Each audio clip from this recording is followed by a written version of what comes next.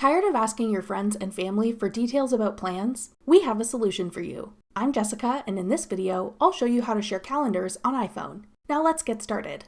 To share a calendar on iPhone, open the Calendar app.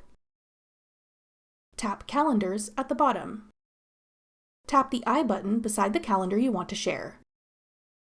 Then tap Add Person. Now type in the name of a contact saved to your device's contact list, or enter the person's email address. If you want to share with multiple people, add a comma, then type in another person's name or email.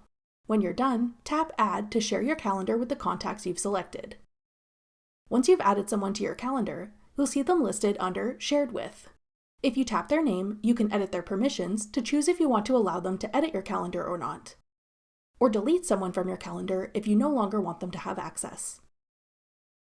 After sending someone an invitation to share your calendar, they'll receive a message or email notification letting them know they've been invited to share your calendar, and they can accept your invite by tapping Join Calendar. That's all it takes to share calendars on iPhone. Want to invite your friends to an event? Check out our tutorial on how to use the new Apple Invites app. Click the video on your screen now to watch. Thanks for watching.